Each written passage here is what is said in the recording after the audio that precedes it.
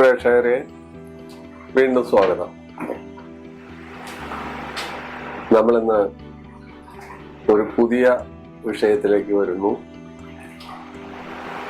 മനുഷ്യര് എല്ലാവരും ഭിന്ന രുചിക്കാരാണ്. ചിലർ ഈശ്വര വിശ്വാസികളാണ്. ഒരു ചെറിയ വിഭാഗം നിരീശ്വരവാദികളാണ്. ഒരു ഭാഗം മധ്യവർത്തികളാണ്. ഇതിൽ തന്നെ കാഠിന്യമുള്ളവരും കാഠിന്യമില്ലാത്തവരും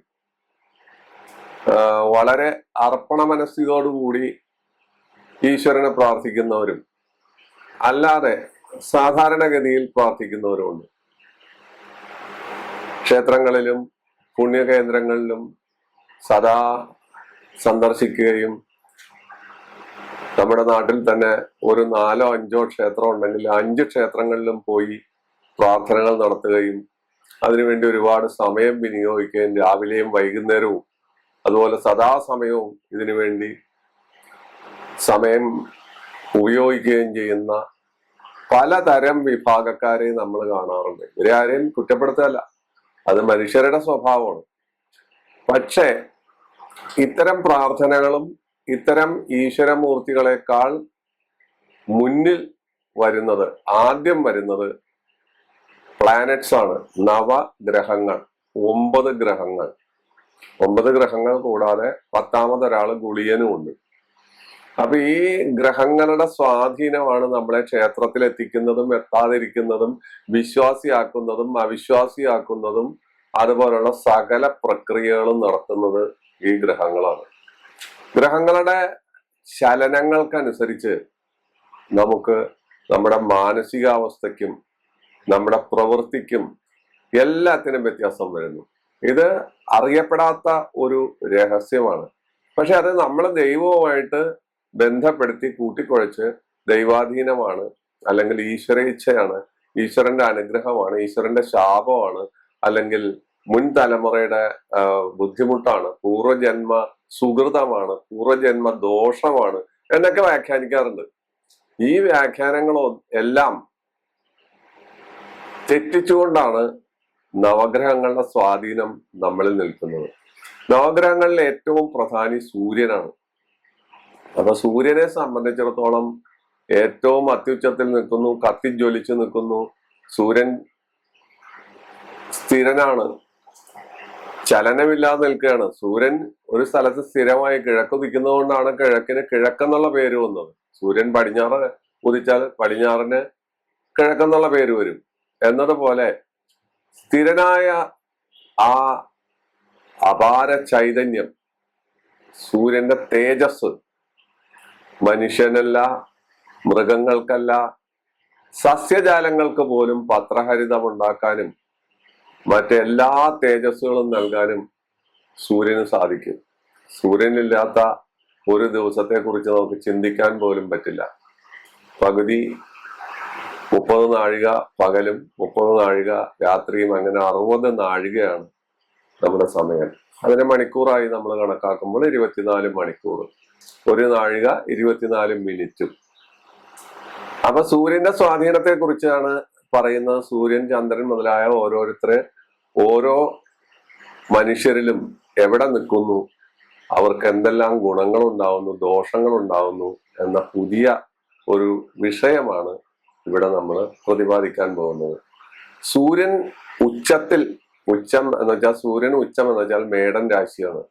12 രാശിയില് മേടത്തിൽ വരുമ്പോഴാണ് സൂര്യൻ അത്യുച്ചത്തിൽ വരുന്നത്. മീനമാസം മുതൽ തന്നെ സൂര്യന്റെ ശക്തി കൂടും, നമുക്കറിയാം, വെയിലും ശക്തിയും കൂടും. അപ്പോ മേടമാസത്തിൽ ഉച്ചബലവാനായി നിൽക്കുന്ന സമയത്ത്, സ്വക്ഷേത്രത്തിൽ നിൽക്കുന്ന സമയം, സ്വക്ഷേത്രം എന്ന് പറയുന്നത് ചിങ്ങമാണ്. അതുപോലെ ഞായറാഴ്ച ദിവസം, അതുപോലെ വർഗോത്തമം ചെയ്ത് നിൽക്കുക. എന്താ വർഗോത്തമം ചെയ്ത് നിൽക്കുക? എന്ത് വലിയ വർത്തമാനമാണ് ഈ പറയുന്നത്. വർഗോത്തമം എന്ന് വെച്ചാല് ഇപ്പൊ സൂര്യൻ ചിങ്ങൻ രാശിയിൽ തന്നെ നിൽക്കുന്നു. ചിങ്ങൻ രാശിയിൽ നിൽക്കുന്ന സൂര്യൻ നവാംശക രാശിയിലും ചിങ്ങത്തിൽ തന്നെ നിൽക്കുന്നു. അതിനാണ് വർഗോത്തമം. ഒരു ഗ്രഹം നിൽക്കുന്ന സ്ഥലത്ത് തന്നെ നവാംശകത്തിൽ നിൽക്കുന്നതാണ് വർഗോത്തമം. അതുപോലെ ഉത്തരായനം, 2 അയനങ്ങളുണ്ട്, ഉത്തരായനം, ദക്ഷിണായനം. ഉത്തരായനത്തിൽ ജനിക്കുക, മധ്യാഹ്നത്തിൽ ജനിക്കുക.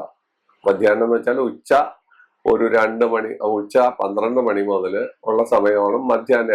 ഏകദേശം 2-2:30, 3 മണി വരെയാണ് മധ്യാഹ്നം. ഇങ്ങനെയുള്ള സമയത്ത് ജനിക്കുക. അതുപോലെ സൂര്യൻ 10ലും സ്വക്ഷേത്രത്തിലും ബന്ധുക്ഷേത്രത്തിലും നവാംശകം ചെയ്യുക. ഇങ്ങനെയൊക്കെയുള്ള അവസ്ഥയുള്ള മനുഷ്യര് അവര് ജീവിതത്തിൽ പിടിച്ചാൽ കെട്ടാത്ത രീതിയിലുള്ള ഉന്നതി, കീർത്തി, മന്ത്രിസ്ഥാനം, രാജപദവി, ധനം, ബിസിനസ്, വാഹനം എന്ന് വേണ്ട എന്തെല്ലാം നമുക്ക് തരാൻ പറ്റുമോ ആദിത്യന് അതെല്ലാം തരാൻ പറ്റും. ആദിത്യന്റെ ഒരു പ്രത്യേകതയാണ്. ഇത്രയും കാര്യങ്ങൾ ഞാൻ പറഞ്ഞത് നിങ്ങൾ പിന്നോട്ട് ഓടിച്ചു നോക്കണം, ഞാൻ അത് റിപ്പീറ്റ് ചെയ്യുന്നില്ല. അപ്പോ സാധാരണഗതിയില് നമ്മൾ മേടം രാശിയാണ് ഒന്നാമത്തെ രാശിയായിട്ട് കണക്കാക്കുന്നത്. മേടം 10 സൂര്യന് അത്യുച്ചമായത്. അപ്പൊ സൂര്യൻ ഒരു വ്യക്തിയുടെ ജാതകത്തില് മേടം രാശിയിൽ നിന്നാൽ അയാളുടെ അവസ്ഥ എന്താണ്? കീർത്തി, ധനം, ഉന്നതമായ തൊഴില്, അതുപോലെ ഒരുപാട് കാര്യങ്ങൾ, സർഗവാസന, അവിചാരിതമായ ധനലാഭം, സ്ഥാനബലം എന്ന് വേണ്ട എല്ലാ സംഗതികളും ആ സൂര്യൻ കൊടുക്കുന്നു. വെച്ചാൽ മേടമാസത്തിൽ ജനിക്കുന്നവൻ, മേടം 10 മുതലാണ് ഏറ്റവും അത്യുച്ചത്തിൽ വരുന്നത്. മേടമാസത്തിൽ സൂര്യനുള്ള ആളുകൾക്ക് ലഗ്നാൽ അത് 10ാം ഭാവമായി വന്നാൽ, ലഗ്നാൽ 10ാം കർമ്മസ്ഥാനമായി വന്നാൽ വളരെ വലിയ ഒരു ഗുണമാണ് നമുക്ക് ലഭിക്കുക. എന്നാൽ എന്തെല്ലാം കിട്ടാമോ ആ സൂര്യൻ പിടിച്ചു പറിച്ച് നമുക്ക് തരികയാണ്. അതാണ് മേടമാസത്തിലെ സൂര്യന്റെ പ്രത്യേകത. ലഗ്നാൽ 10ൽ വരിക, ലഗ്നത്തിൽ നിന്ന് എണ്ണുമ്പോൾ 10ാം സ്ഥാനത്ത് വരിക. ഇനി ഇടവമാസത്തിലേക്ക് പോയാലോ? ഇടവമാസത്തിലെ സൂര്യന് മേടം കഴിഞ്ഞ് ഉച്ചം കഴിഞ്ഞ് നേരെ കീഴ്പോട്ട് പോരുകയാണ്. ഇടവത്തിലേക്ക് പോരുമ്പോ സൂര്യൻ ഇടവത്തിൽ അത്ര പ്രബലനല്ല എന്നുള്ളതാണ് ഏറ്റവും വലിയ. ഇടവമാസത്തിൽ ജനിക്കുന്ന ആളുകളെ സംബന്ധിച്ച് സൂര്യന്റെ ആനുകൂല്യം അവർക്ക് അത്ര തന്നെ കിട്ടാറില്ല. അവർ സ്ത്രീ വിരോധികളായിരിക്കും, വസ്ത്രവ്യാപാരികളായിരിക്കും, സംഗീതം, വിദ്യ, അതുപോലുള്ള വലിയ വലിയ കാര്യങ്ങളിലൊക്കെ അവർ പ്രാവീണ്യന്മാരായിരിക്കും. ഭാഗ്യം അവരെ തുടർച്ചുകൊണ്ടിരിക്കും. എന്നിരുന്നാലും ഇടവമാസം ആദിത്യനെ സംബന്ധിച്ചിടത്തോളം ഇടവത്തിൽ സൂര്യൻ, നിങ്ങളുടെ ജാതകത്തിൽ ഇടവത്തിൽ സൂര്യൻ നിന്നാൽ അത് ഏത് ഭാവം വേണമെങ്കിലും വഹിക്കാം. ഓരോ ലഗ്നത്തിന് കർമാധിപത്യം വഹിക്കാം, അല്ലെങ്കിൽ 4ാം ഭാവാധിപത്യം വഹിക്കാം, അല്ലെങ്കിൽ 3ാം ഭാവാധിപത്യം വഹിക്കാം. ഇങ്ങനെ ഓരോ ആധിപത്യങ്ങൾ വഹിക്കാം. അപ്പൊ ഇടവത്തിലെ സൂര്യൻ, ഈ സൂര്യൻ ഇടവത്തിൽ നിൽക്കുന്നതിനെ കുറിച്ച് മാത്രമാണ് പറയുന്നത്. അത് ഏത് ആധിപത്യമാകട്ടെ ആ ആധിപത്യത്തിന് വേണ്ടത്ര ഒരു ഉയർച്ച, മേടത്തിലെ പോലെയുള്ള ഉയർച്ച ഇടവത്തിൽ കിട്ടുന്നില്ല എന്നുള്ളതാണ് പറഞ്ഞു വരുന്നത്. ഇനി നമുക്ക് മിഥുനം നോക്കാം. മിഥുനത്തിൽ സൂര്യൻ നിൽക്കുന്ന വ്യക്തി, ആ സൂര്യൻ എത്രാം ഭാവാധിപനായാലും എങ്ങനെയായാലും കണക്ക് ശാസ്ത്രം, സാഹിത്യം, കല, പുസ്തകരചന, ധനം മുതലായ കാര്യങ്ങൾ നൽകാറുണ്ടെന്നാണ് പറയുന്നത്. അനുഭവങ്ങളിൽ നിന്ന് അതാണ് പറയുന്നത്. അതുപോലെ കർക്കടകൻ രാശിയിലേക്ക് വരുമ്പോൾ, കർക്കടകൻ രാശിയിലാണ് അല്ലെങ്കിൽ കർക്കിടകത്തിലാണ് സൂര്യൻ നിൽക്കുന്നത് എങ്കിൽ ശാരീരികമായ തളർച്ച, ധനഹാനി, പരാജയം മുതലായ കാര്യങ്ങൾ ഉണ്ടാക്കുന്നു. കർക്കിടകത്തിലെ ആദിത്യന് അത്ര, അത് ചന്ദ്രന്റെ ക്ഷേത്രമാണ്, പക്ഷെ അത്ര തന്നെ അതൊരു നല്ല അനുഭവമല്ല കൊടുക്കുന്നത് എന്നാണ് പറയുന്നത്. ചിങ്ങൻ രാശി ആദിത്യന്റെ സ്വക്ഷേത്രമാണ്. പക്ഷെ ചിങ്ങൻ രാശി സ്വക്ഷേത്രമാണെങ്കിലും ആ ചിങ്ങൻ രാശിയിലെ ആദിത്യന് മേടൻ രാശിയിലെ പോലെയോ മറ്റ് പല സ്ഥലത്തും നൽകുന്ന ഫലം പോലെയോ ചിങ്ങൻ രാശിയിൽ ആദിത്യൻ തന്റെ സ്വക്ഷേത്രത്തില് അത്ര തന്നെ പ്രബലനല്ല എന്നുള്ളൊരു മതം കേട്ടിട്ടുണ്ട്. അപ്പൊ ചിങ്ങൻ രാശിയിലെ ആദിത്യൻ നല്ല മനോബലം കൊടുക്കും. അയാള് മലനാടുകളില്, പർവ്വതങ്ങൾ ഉള്ള സ്ഥലങ്ങളില് ഇപ്പൊ മൂന്നാർ പോലുള്ള സ്ഥലത്തോ ഇടുക്കി ജില്ലയിലോ, അതുപോലെ കേരളത്തിനെ സംബന്ധിച്ച്, അതുപോലെ ഇപ്പൊ വിദേശത്താണെങ്കിലും അവർക്ക് ഈ മലനാടുകളിലൊക്കെ പോയി താമസിക്കാനാണ് അവിടെ താമസിക്കാനാണ് അവർക്ക് താല്പര്യം. അതുപോലെ അവർക്ക് അഭിമാന ബോധം കൂടും, കർക്കശമായ സ്വഭാവം ഉണ്ടാവും, നീതിമാനായിരിക്കും. പല ജഡ്ജിമാരും പല നല്ല വക്കീലന്മാരും ഈ ചിങ്ങത്തിൽ ആദിത്യം നിൽക്കുന്നവരായി കാണുന്നുണ്ട്. അപ്പൊ ജഡ്ജിമാരെ സംബന്ധിച്ച് അവർ നീതിമാന്മാരായിരിക്കണം, അവരുടെ മനസ്സിൽ നീതിബോധം ഉണ്ടായിരിക്കണം. അതാണ് ആ ചിങ്ങൻ രാശിയിലെ ചിങ്ങത്തിൽ നിൽക്കുന്ന ആദിത്യന്റെ പ്രത്യേകത. ഇനി കന്നിരാശി ആദിത്യന് എങ്ങനെയാണ്? കന്നിരാശി എന്ന് പറയുന്നത് ബുധനാണ്, കന്നിയുടെ ഉടമസ്ഥൻ ബുധനാണ്. ആ ബുധന്റെ തൊഴിൽ സാഹിത്യം, കണക്ക്, സംഗീതം, ശരീരത്തിന് മൃദുത്വം വരും. കന്നി അങ്ങനത്തെ ഒരു രാശിയാണ്. കന്നി രാശിക്കാരെല്ലാം, കന്നി ലഗ്നമായാലും കന്നി രാശി ആയാലും കന്നി മാസത്തിൽ ആദിത്യം നിന്നാൽ മൃദു ശരീരത്തിന് വളരെ മൃദുത്വം ഉണ്ടാവും. കന്നി ബുധന്റെ രാശിയല്ലേ. അപ്പോ ബുധനും രവിയും അവര് അന്യോന്യം വളരെ ഇഷ്ടപ്പെടുന്ന ആളുകളോ, രവി ബുധ യോഗം ഇവര് തമ്മിൽ ചേർന്നാൽ ഉണ്ടാകാറുണ്ട്. അപ്പോ അതാണ് കന്നി രാശിയില് ആദിത്യം നിന്നാലുള്ള വിശേഷം. തുലാൻ രാശിയിൽ ആദിത്യം നിന്നാലോ, തുലാം ലഗ്നത്തിലോ തുലാൻ രാശിയിലോ ആദിത്യം നിന്നാൽ അവിടെ നീചനാണ്. ആദിത്യന്റെ നീചക്ഷേത്രമാണത്. നീചഭംഗ രാജയോഗം വന്നാൽ നല്ലത്. പക്ഷെ തുലാൻ രാശിയിൽ ആദിത്യം നിൽക്കുന്ന ആളുകൾ മദ്യാസക്തി, ജരാനരകൾ പെട്ടെന്ന് ബാധിക്കുക, എന്നാൽ സാഹിത്യം മുതലായ കാര്യങ്ങളിലൊക്കെ വലിയ താല്പര്യം ഉണ്ടാവുക, രതി വിഷയങ്ങളിൽ ഭംഗമുണ്ടാകുക, അതുപോലെ സ്ഥാനനാശം, സ്ഥാനചലനം, ഉള്ള സ്ഥാനങ്ങൾ നഷ്ടപ്പെടുക. ഇത് തുലാൻ രാശിയിൽ നീചനാണ്. തുലാൻ രാശി ആദിത്യന്റെ നീചക്ഷേത്രമാണെന്ന് മനസ്സിലാക്കണം. അവിടെ സംഭവിക്കുന്ന ഗതിവിഗതികളാണ് ഈ പറഞ്ഞത്. ഇനി നമ്മൾ വൃശ്ചികൻ രാശിയിലേക്ക് പോവാണ്. ആദിത്യൻ വൃശ്ചികൻ രാശിയിലേക്ക് വന്നാൽ, വൃശ്ചികൻ രാശിയിലാണ് നിങ്ങളുടെ ആദിത്യൻ നിൽക്കുന്നത്. ഏത് മാസത്തിലാണോ ആദിത്യൻ നിൽക്കുന്നത് ആ മാസത്തെ ആയിരിക്കും, ആ മാസം ആദിത്യൻ നിൽക്കുന്ന ആ മാസം ആയിരിക്കും, ഏത് മാസത്തിലാണോ നമ്മൾ ജനിക്കുന്നത്, വൃശ്ചികത്തിലായാലും തുലാത്തിലായാലും കന്നിയിലായാലും ജനിക്കുന്ന മാസം ഏതോ അതിലായിരിക്കും ആദിത്യം നിൽക്കുന്നത്. അത് പ്രത്യേകം ഓർത്തിരിക്കണം. വൃശ്ചികം രാശിയിൽ ആദിത്യം നിൽക്കുന്ന ആളുകൾ സാധാരണ ക്രൂരന്മാരായിരിക്കും. അവര് വിഷവസ്തുക്കൾ കൈകാര്യം ചെയ്യും. ഗണിതശാസ്ത്രത്തില് മിടുമിടുക്കന്മാരായിരിക്കും. മരുന്ന്, അതുപോലെ ജലമയമായ പല കാര്യങ്ങൾ മുതലായ ഏത് ക്രൂരപ്രവർത്തികളും, മനോധൈര്യം അവർക്ക് കൂടുതലായിരിക്കും. അവർ ക്രൂരപ്രവർത്തികളെല്ലാം ചെയ്യും. ഏത് കാര്യത്തിനും അവര് ഇങ്ങനെയുള്ള സ്വഭാവക്കാരായിരിക്കും. വിഷവസ്തുക്കൾ കൈകാര്യം ചെയ്യാൻ, എന്നുവെച്ചാൽ മരുന്ന് ഒരു പരിധി വരെ വിഷവസ്തുവാണ്. അപ്പൊ അത്തരം കാര്യങ്ങൾ കൈകാര്യം ചെയ്യുന്ന ആളായിരിക്കും വൃശ്ചികൻ രാശി. ചൊവ്വയുടെ രാശിയാണ്. അപ്പോ ചൊവ്വയുടെ രാശിയായ വൃശ്ചികത്തിൽ ആദിത്യം നിന്നാൽ, അപ്പോ അതാണ് അതിന്റെ ഫലം. ഇനി നമ്മള് ധനുരാശിയിൽ ആദിത്യം നിന്നാലെന്ന, ധനുരാശി വ്യാഴത്തിന്റെ രാശിയാണ്. അതിനകത്തുള്ള ഒരു പ്രത്യേകത എന്ന് വെച്ചാല് വളരെ ബഹുമാന്യനും ഒന്നിലധികം ഭാര്യമാരുള്ളവരും അല്ലെങ്കിൽ ഭർത്താക്കന്മാരുള്ളവളും, ധനം, അതുപോലുള്ള ഡോക്ടർ, വ്യാപാരം, ഉന്നത സ്ഥാനം, വലിയ വലിയ അവസ്ഥ, ഇതെല്ലാം ധനുരാശിയിലെ രവി അഥവാ സൂര്യൻ നമുക്ക് തരുന്നു. അതാണ് കാണുന്നത്. നമ്മുടെ അനുഭവത്തിൽ നിന്ന് പറയുന്ന കാര്യമാണ്, അല്ലാതെ ഇത് എഴുതി വെച്ച കാര്യമല്ല. അപ്പൊ ധനുരാശിയിൽ സൂര്യനുള്ളതെന്ന് വെച്ചാൽ ധനുമാസത്തിൽ ജനിച്ചവൻ അല്ലെങ്കിൽ ജനിച്ചവൾ എന്നർത്ഥം. ഇനി നമ്മൾ മകരൻ രാശിയിലേക്ക് പോകാം. മകരൻ രാശിയിലേക്ക് പോകുമ്പോൾ അത് ആദിത്യന്, ശനിയുടെ, ആദിത്യൻ അച്ഛനും മകനുമാണ് അവര്. പക്ഷെ അവര് തമ്മിൽ ശത്രുക്കളാണ്.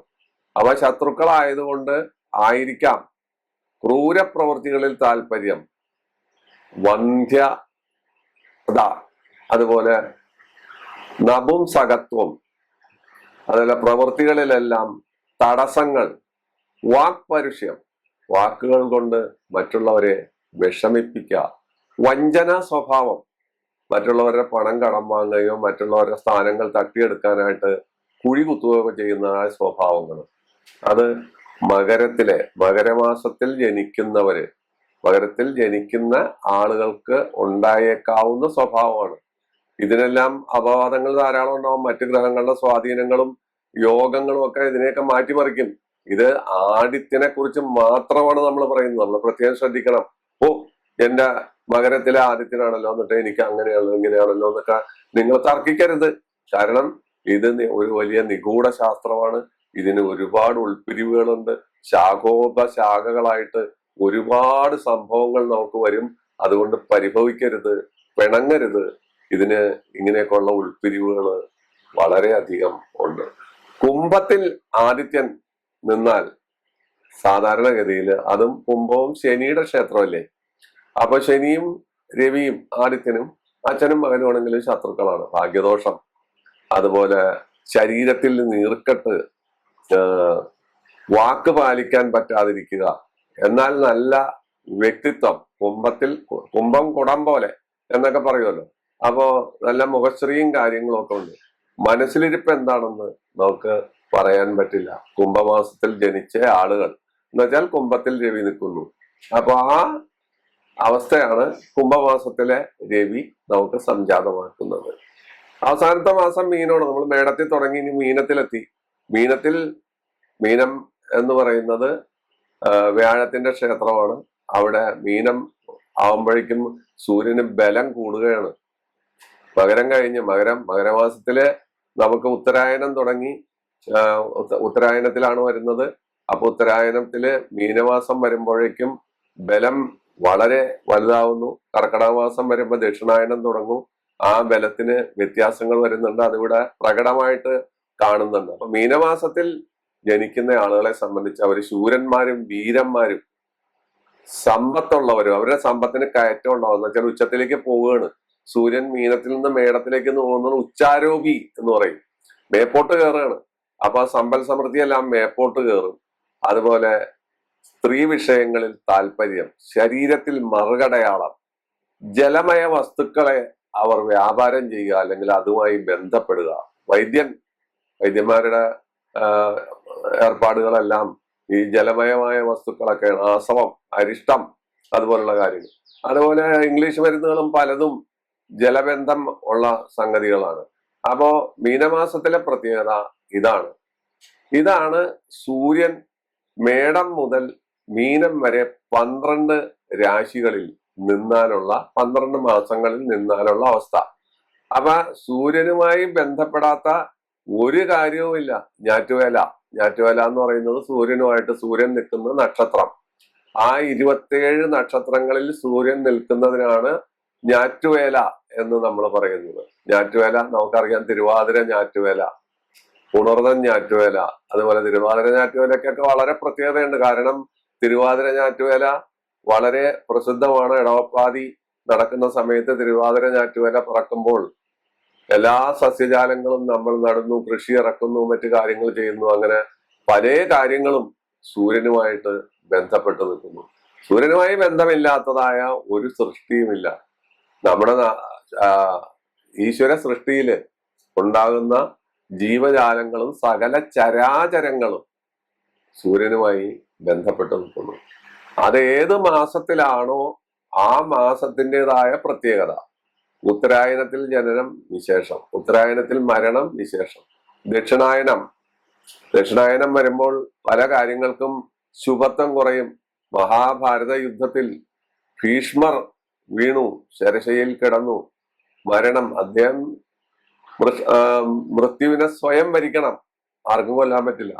അപ്പൊ അദ്ദേഹം സ്വയം മരണം തീരുമാനിച്ചാലേ മരണം നടക്കും. അദ്ദേഹം ശരശയിൽ കാത്തു കിടന്നത് ദക്ഷിണായനം കഴിഞ്ഞ് ഉത്തരായനത്തിലേക്ക് സൂര്യൻ കടക്കാനാണ്. അത് പുരാണത്തിൽ പോലും അത് പറയുന്നുണ്ടെന്നുള്ളതാണ് സത്യം.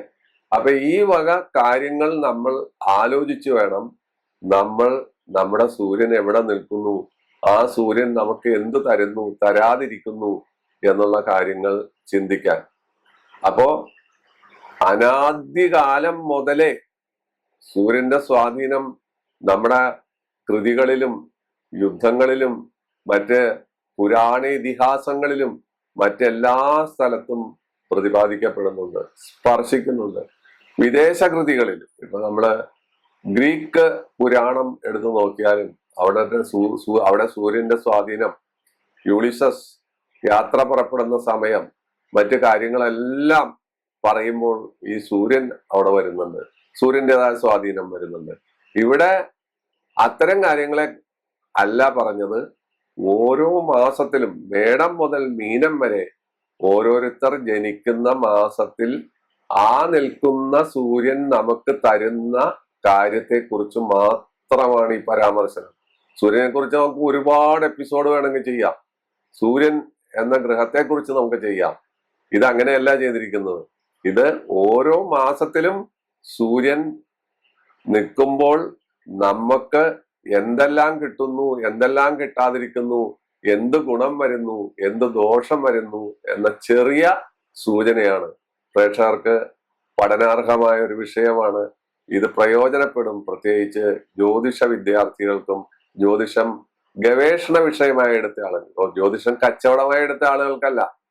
കച്ചവടമായി എടുത്തിരിക്കുന്ന ആളുകള് സൂര്യൻ സ്ഥലത്ത് നിൽക്കുന്നതുകൊണ്ട് റോക്കറ്റ് പോലെ കുതിച്ചു കയറും, മിസൈല് പോലെ തുളഞ്ഞു കയറും എന്നൊക്കെ പറയുന്നതല്ല ഈ കാര്യം. ഓരോ മാസത്തിനെയും പ്രതിനിധീകരിക്കുന്ന സൂര്യൻ ഒരു മനുഷ്യന്, ജീവജാലങ്ങൾക്ക്, മറ്റുള്ളവർക്ക് എന്ത് തരുന്നു, തരാതിരിക്കുന്നു, അതിന്റെ ഗുണഗണങ്ങളാണ് ഇവിടെ പ്രതിപാദിച്ചത്. ഈ എപ്പിസോഡ് നിങ്ങൾക്ക് ഇഷ്ടപ്പെട്ടു എന്ന് കരുതുന്നു. അടുത്ത എപ്പിസോഡിൽ ചന്ദ്രന്റെ സ്ഥിതി നമുക്ക് പറയാം. അങ്ങനെ നവഗ്രഹങ്ങളെ കുറിച്ച് മുഴുവൻ നമുക്ക് ഓരോ മാസങ്ങളിൽ നിന്നാലുള്ള അവസ്ഥ പ്രേക്ഷകരിലേക്ക് കൊണ്ടുവരാൻ ശ്രമിക്കാം. ഇത്രയും പറഞ്ഞ് ഈ അധ്യായം ഇവിടെ നിർത്തുകയാണ്. നിങ്ങൾക്ക് നന്ദി, നമസ്കാരം. എല്ലാ ബുധനാഴ്ചയും ഞായറാഴ്ചയും നമ്മുടെ വീഡിയോകൾ, നമ്മുടെ എപ്പിസോഡുകൾ എല്ലാവരും കാണുക, അഭിപ്രായം രേഖപ്പെടുത്തുക. അതനുസരിച്ചുള്ള ആവേശമാണ് പുതിയ പുതിയ സംഭവങ്ങൾ ഇതുപോലെ ചെയ്യാൻ എന്നെ പ്രേരിപ്പിക്കുന്നത്. വീണ്ടും നമസ്കാരം. വീണ്ടും കാണാം.